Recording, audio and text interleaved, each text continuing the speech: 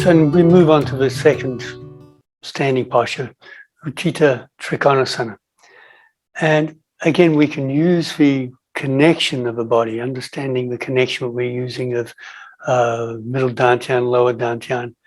And this is a great example of the connection that we have from the middle dantian. And it's simply done if we reach our hand from the middle dantian out, we can see how the rest of the body wants to follow.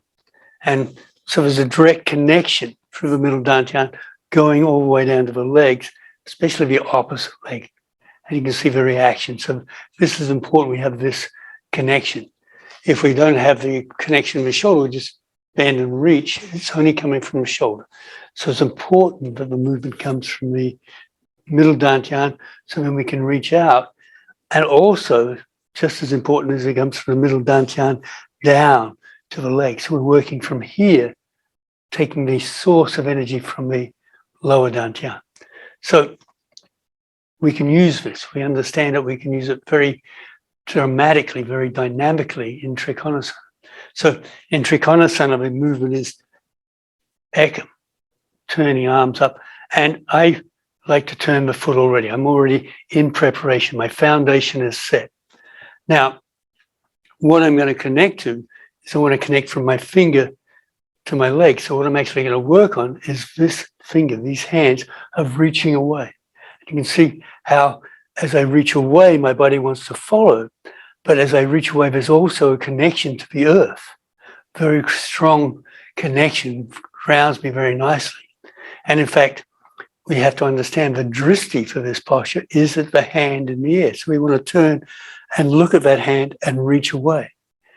With the action of reaching and looking, in the exhalation, the way we actually come down into the posture. So the action is the way come down. So what we've created is an action of reaching away, looking away, and folding from the top of the femur. So we need to get this top of the femur to come down. Remembering now also, if we look at the foundation, we've just created an action where we bend the legs, or once we've learned just to spread the toes to create that connection from the middle dantian down to the floor. We want to get outer rotation. The legs need to outer rotate to give space in the groin so we can actually fold. If we have inner rotation, we'll block. So the outer rotation is necessary to open the pelvis, to give us space in that joint, to fold from that joint, not folding from the waist. So we're folding from here. You can actually place your thumb on the top of the femur and press down, and you'll see how we bend from there.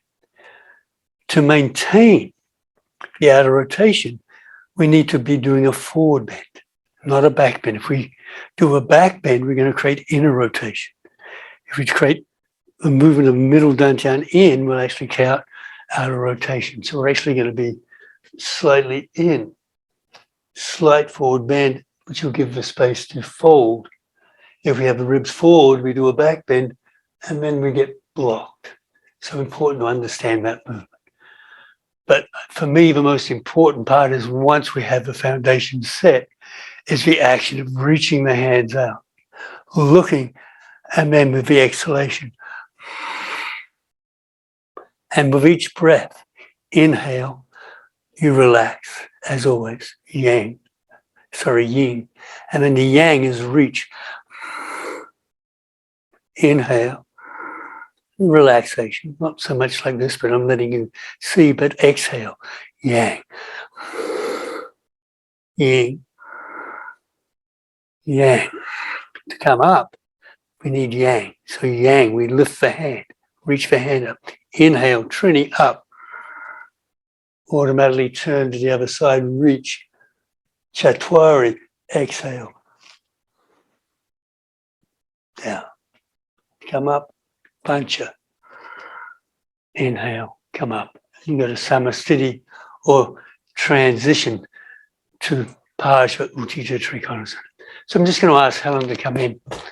Samastiti, Ekam, inhale, step. Turn the foot already. Hands are reaching in opposite directions. The gaze is towards this hand. reaching out. So I'm asking her to press, reaching to my fingers, out rotating, exhale, come down. Now as she breathes in, she relaxes. Exhale, she reaches. So just a little softening in the fingers in the inhale.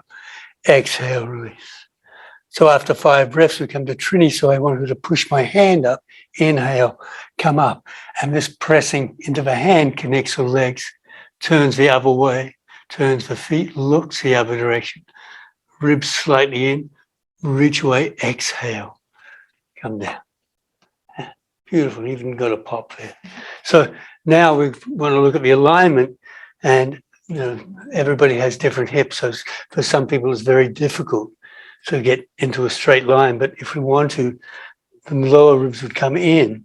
We want to make sure the hands are in front of the body. Otherwise, if you take the hands back, the middle dantian will go forward, causing a back bend. So slightly forward, even a fact of pressing to connect to the middle dantian. Then, if it's possible, you can rotate the head. Come up again, press, inhale, come up. And then keep looking at this hand. When you come to Samasthiti, follow the hand all the way forward. And this following the hand, as you come forward, will also allow you to connect very much to the inner chi of the body. So Utthita Trikonasana, beautiful posture, sometimes called tricky Trikonasana. But if you take those key points, reaching away, this reaching away, as I said, is the connection to the feet, to the foundation, which allows you then to stay very strong. So you don't need to bend your legs. You don't need to bend the legs to come up.